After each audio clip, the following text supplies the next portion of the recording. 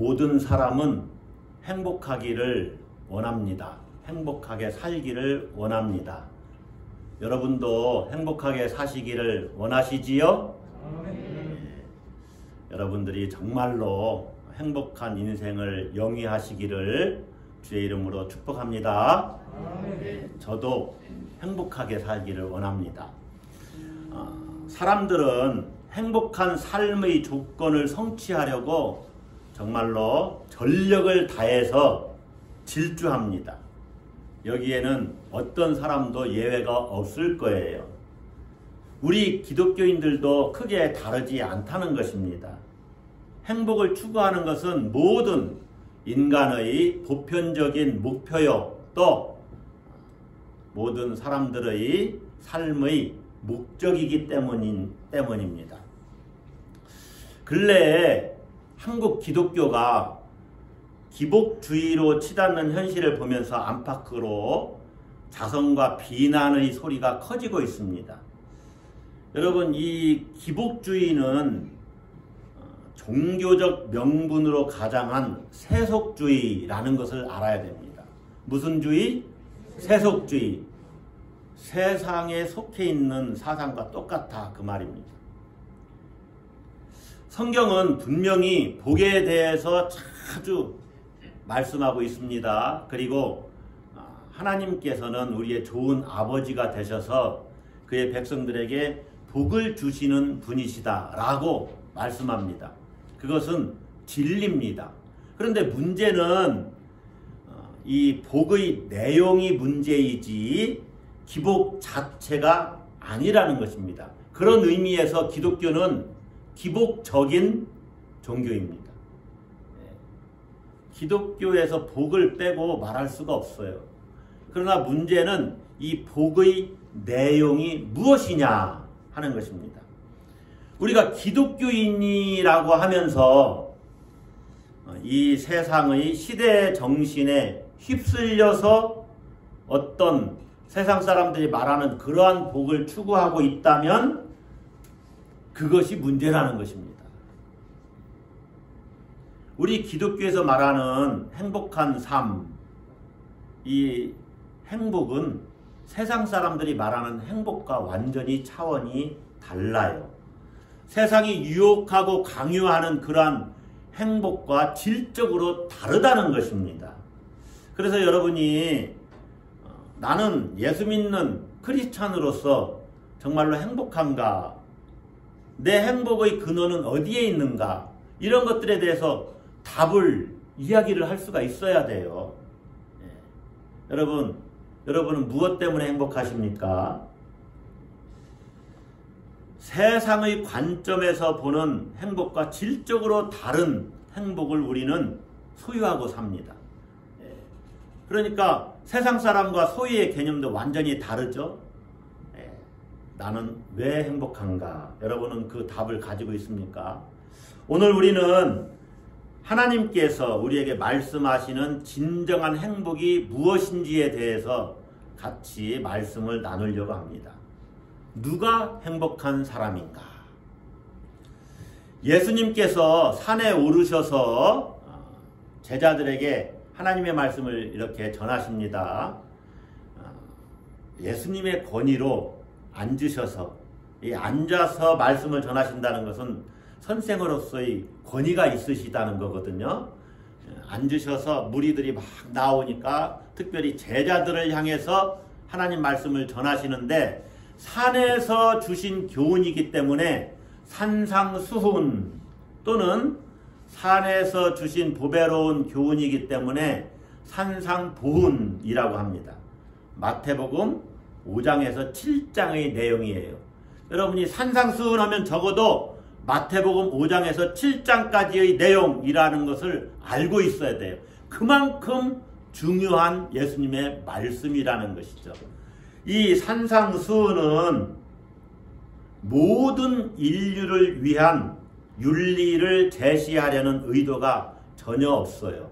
그러니까 모든 사람들이 이렇게 살아야 된다, 그런 의도로 주님이 말씀하신 것이 아닙니다. 일반적인 윤리를 다루고 있지 않다는 거예요. 그럼 어떤 윤리를 말하는 것이냐? 예수 믿는 제자들을 향한 윤리를 말씀하고 있어요.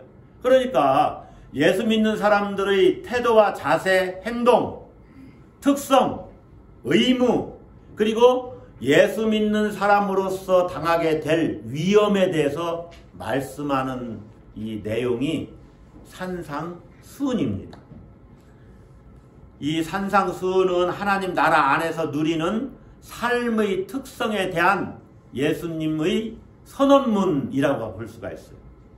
그만큼 중요합니다.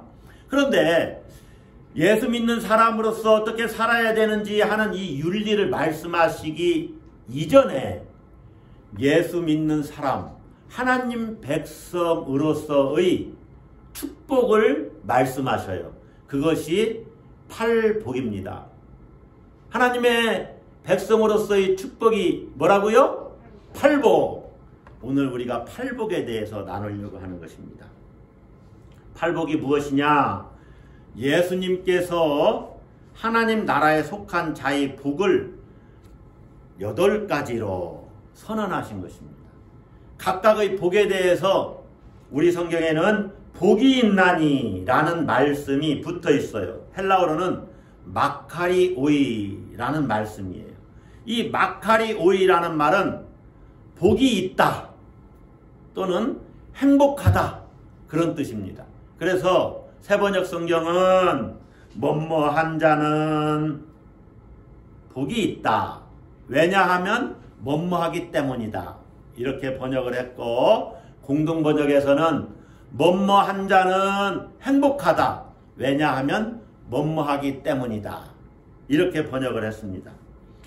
이 마카리오이라는 단어의 의미는 단순히 세상적인 행복을 이야기하는 것이 아닙니다. 이것은 하나님의 성품으로서의 복을 이야기하는 거예요. 예수님 자신의 행복을 말하는 것이기도 합니다.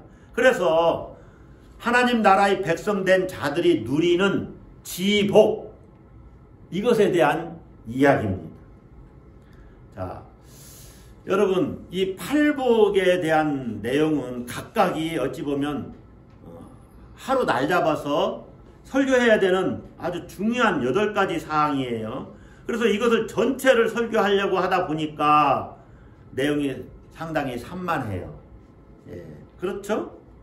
심령이 가난한 자는 복이 있나니, 그것에 대해서도 하루 설교할 수 있어요. 또 애통하는 자는 복이 있나니 그들이 위로를 받을 것이다. 도대체 애통하는 게 뭐냐? 슬퍼하는 것인데 왜 슬퍼하고 있느냐? 이런 것에 대해서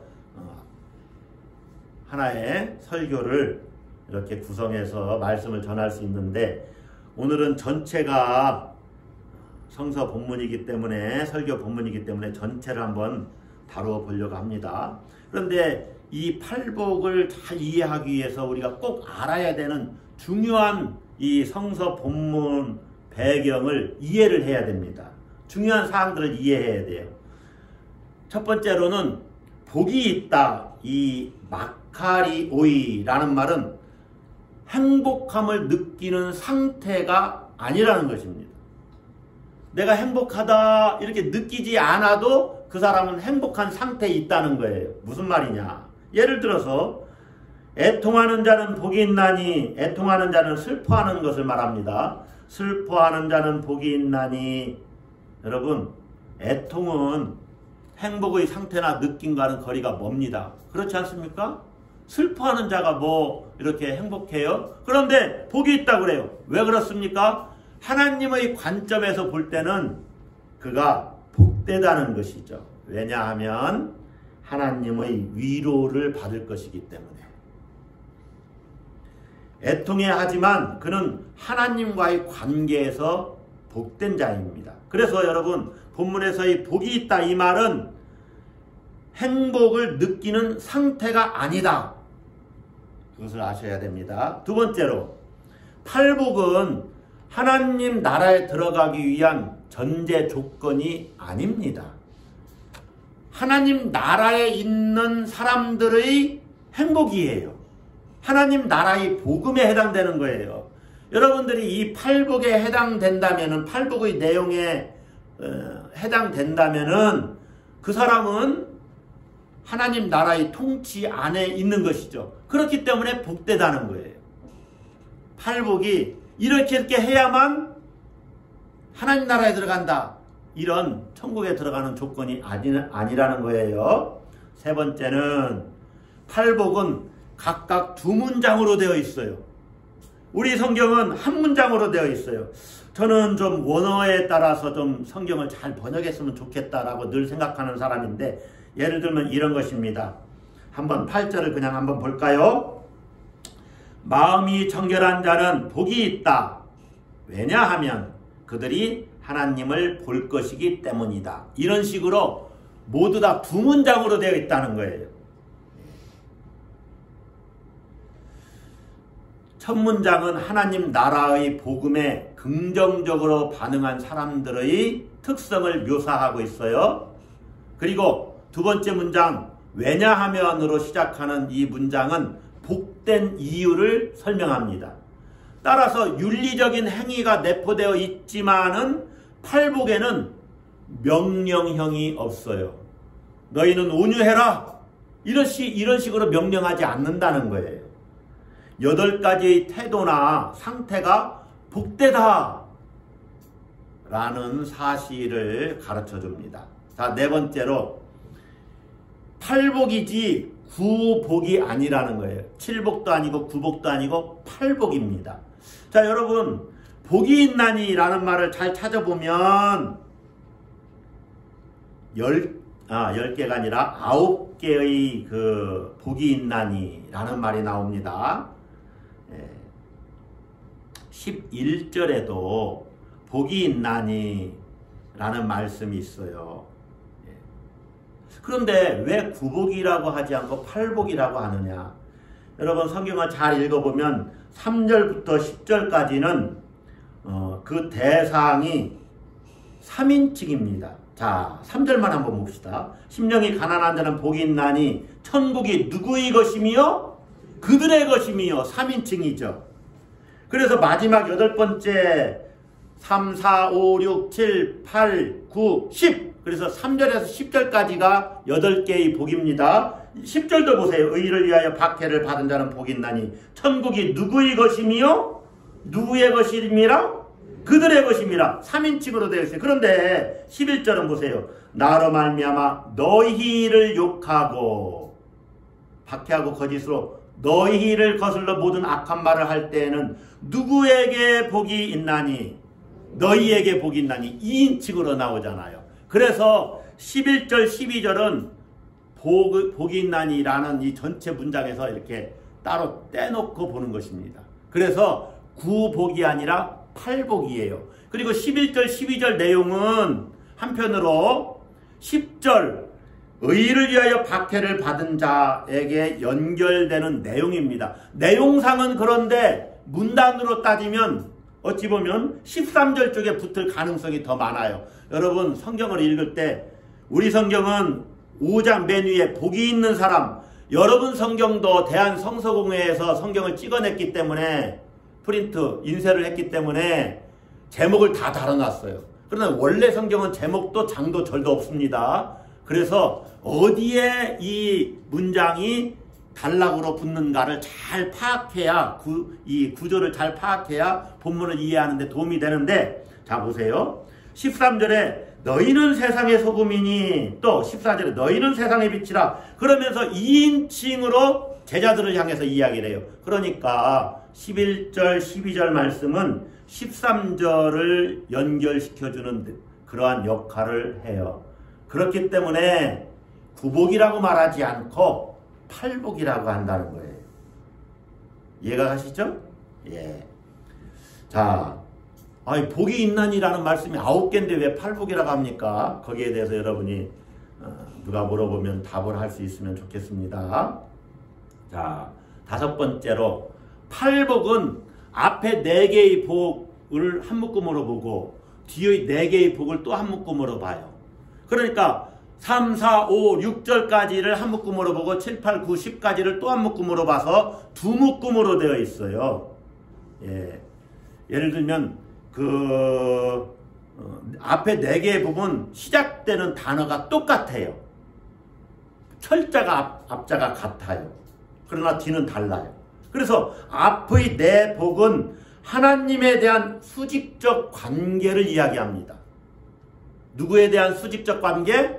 하나님에 대한. 그러면 뒤의 4복은 사람들에 대한 수평적 관계에서의 복을 말해요.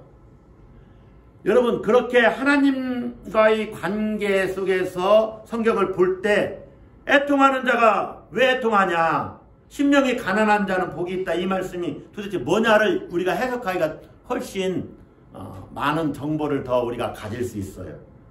예. 자, 6번째로 앞의 4번째 복과 뒤의 마지막 4번째 복, 그러니까 8번째 복에는 의라는 말이 들어가 있어요. 그래서 중간을 이렇게 한번 나눠볼 수가 있어요. 앞에 4번째 복과 뒤의 2번째 4개의 복 중에 마지막 복, 8번째 복이죠. 거기에는 의라는 말이 들어가 있다.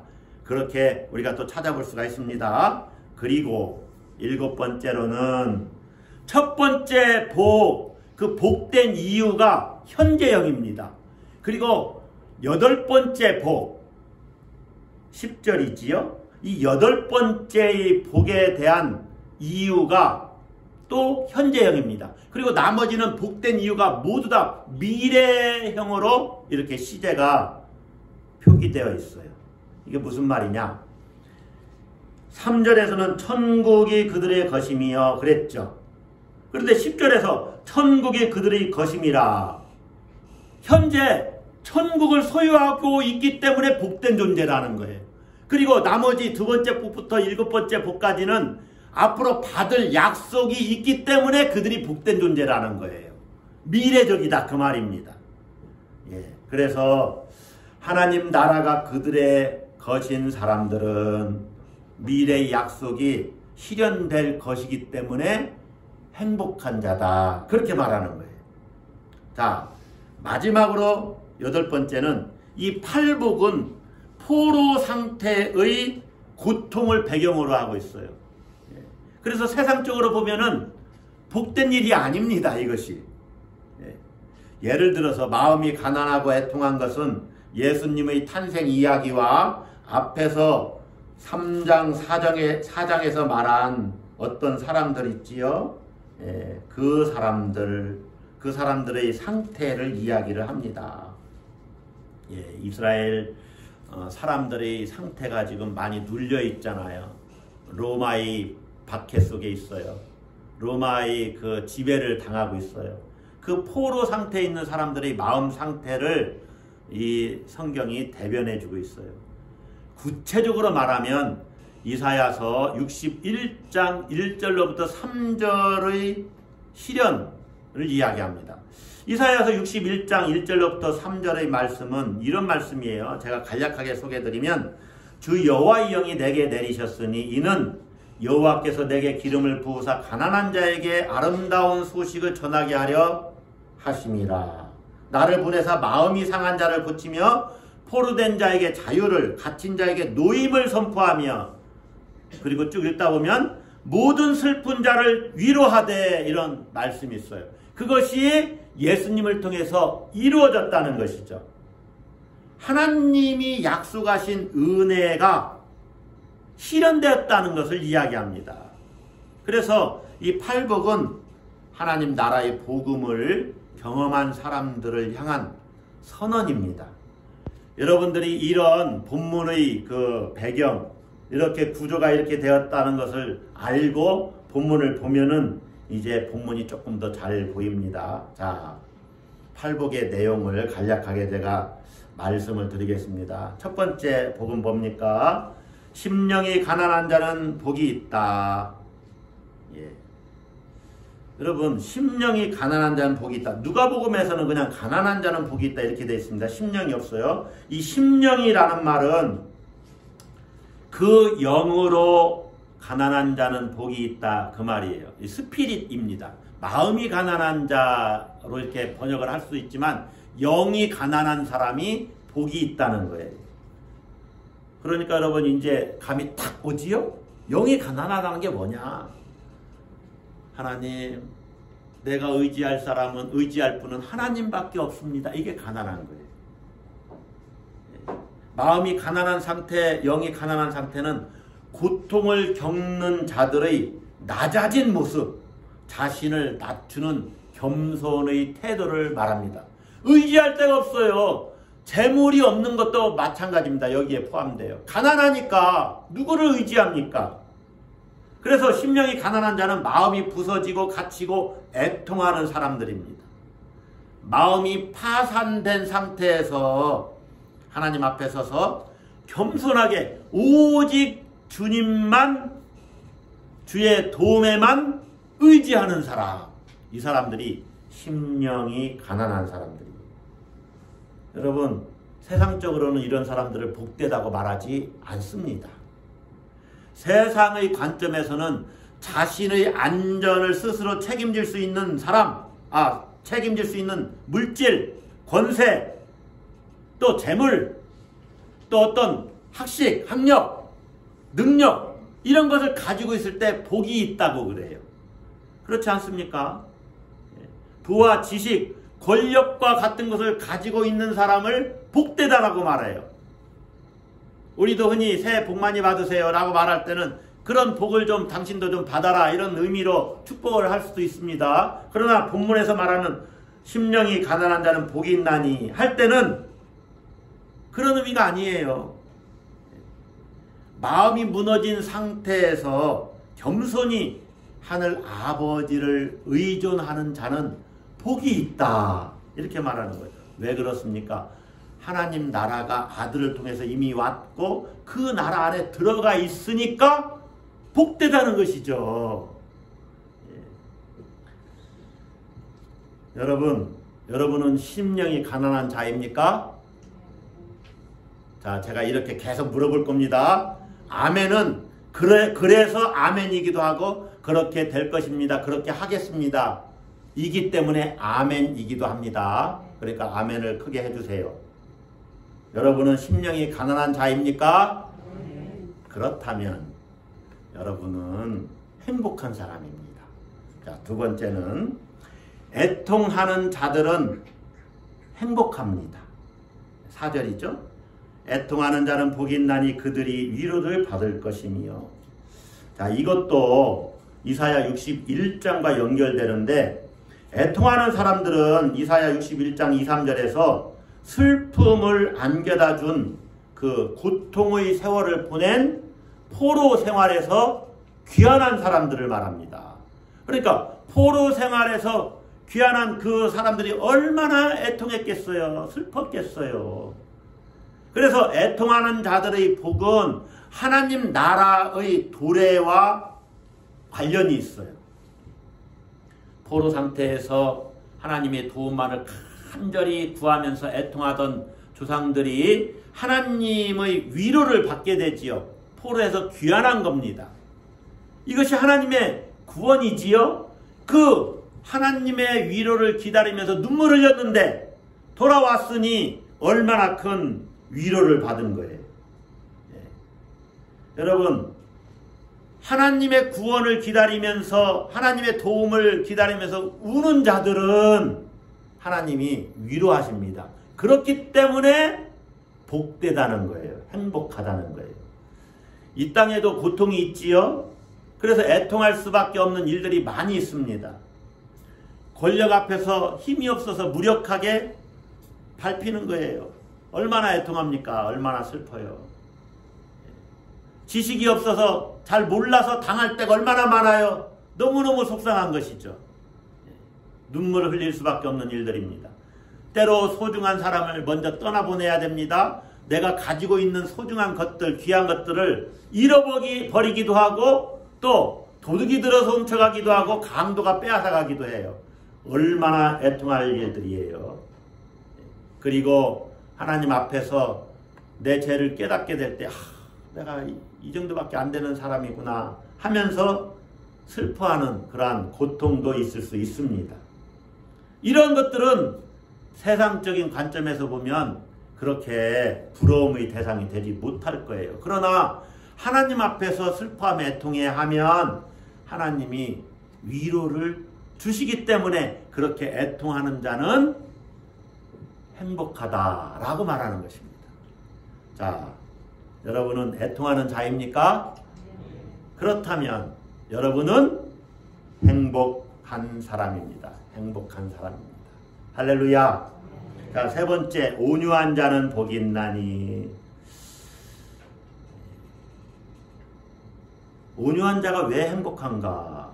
여러분, 그리스 로마 문화에서는 온유는 친절하거나 또 신사적인 태도를 의미했어요. 그래서 위대한 교사는 친절을 겸비한 사람으로서 이렇게 존경을 받았습니다. 그런데 본문 5절이 유순하고 온유한 성품의 사람을 말하는 것이 아니라는 거예요.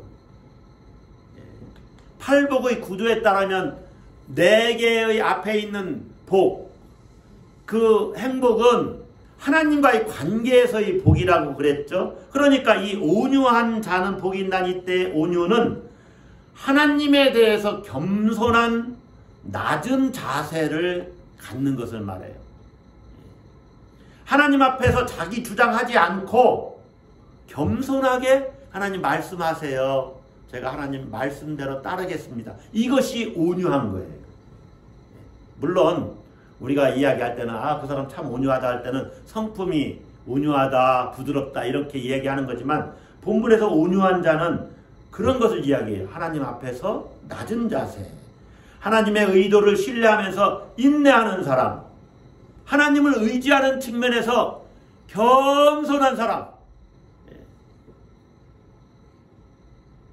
세상적으로 보면은요, 겸손한 사람, 온유한 사람은요 별로 매력이 없어요. 왜냐하면 손해를 많이 보거든요. 그래서 복되다고 평가하기 어려워요.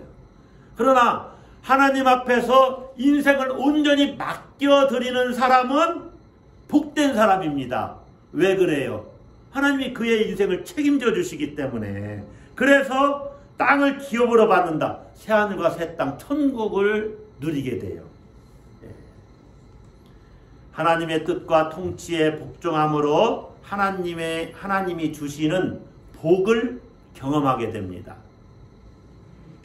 여러분은 온유한 자입니까? 아멘.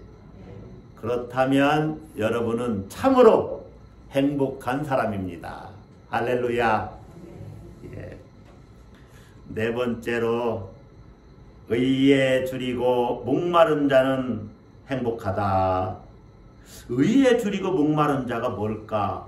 아니 10절에 의를 위하여 박해를 받은 자 나오는데, 자, 하나님과의 관계, 수직적인 관계에서 4개의 복을 해석해야 된다고 그랬죠? 그러니까 의에 줄인다 이 말은요, 인간에 대한 하나님의 구원을 간절히 바라는 사람이에요.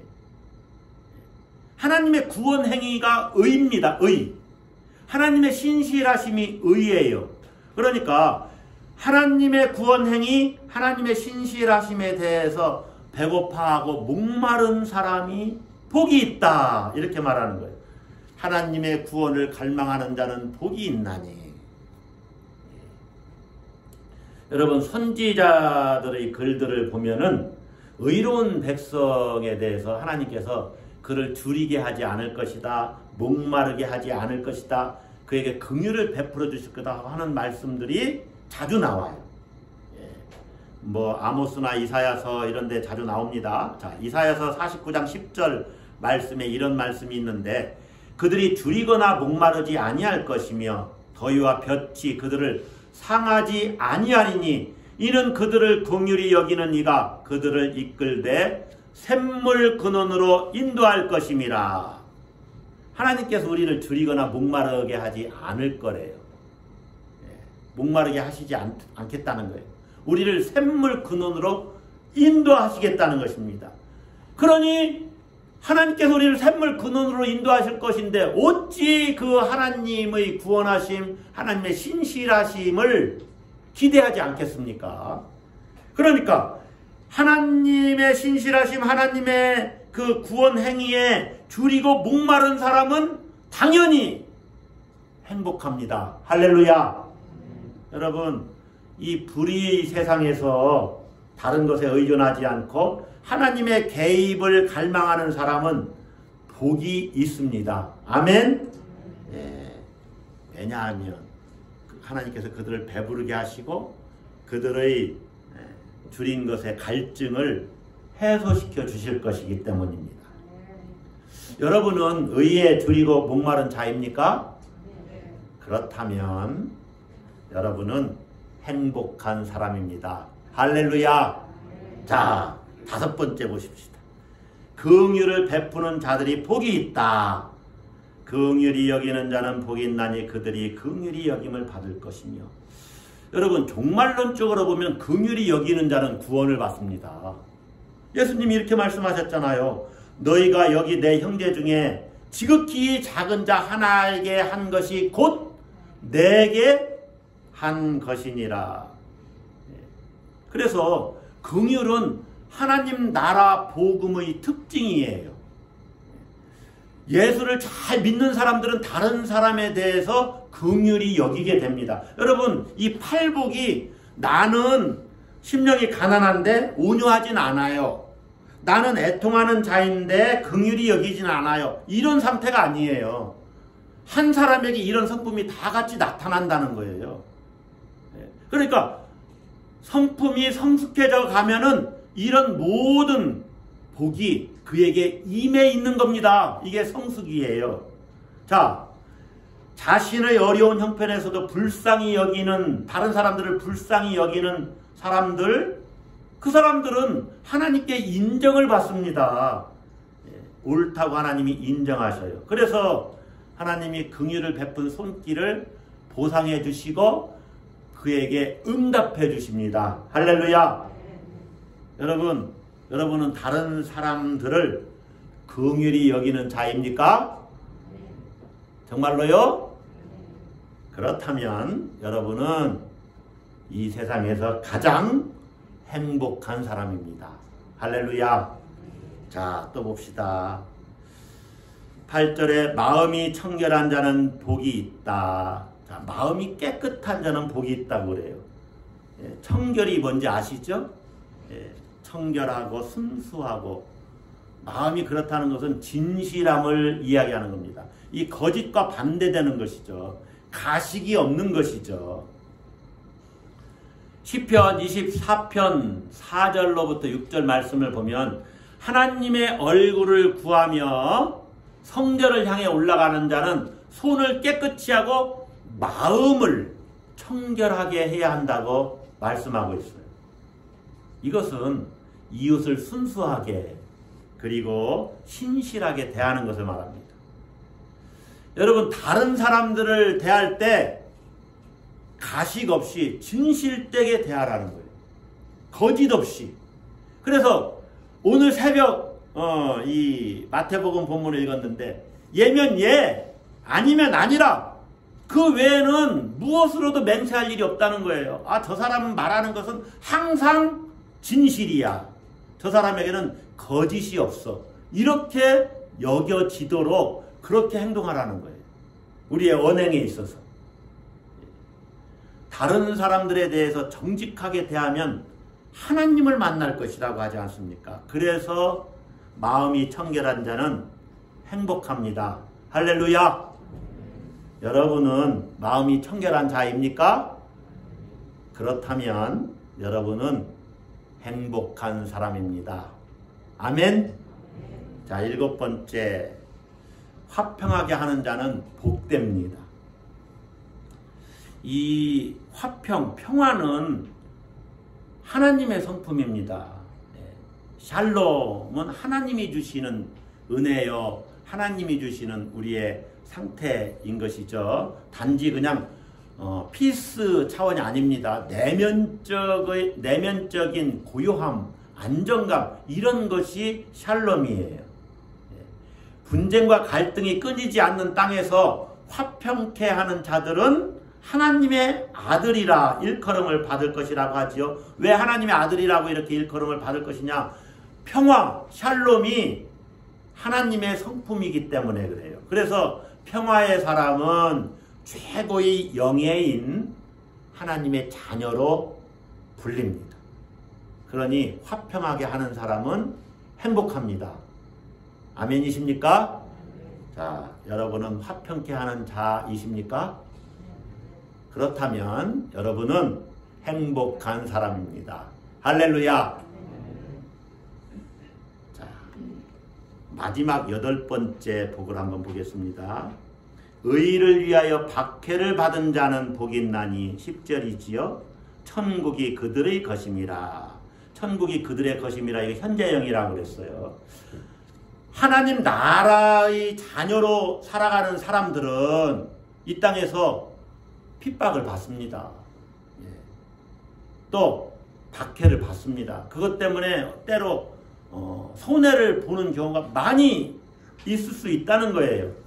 괜히 직장의 상사가 나랑 종교가 다르다는 이유로 나에게 힘든 일 시키고 구박하고 특별한 특혜를 다른 사람에게는 잘 주는데 나에게는 주지 않아요. 특혜가 아니라도 좋습니다. 똑같이 주는데 나에게는 그런 혜택을 잘 주지 않아요. 그러면은 예수 믿는 것 때문에 내가 손해보고 있는 것이죠.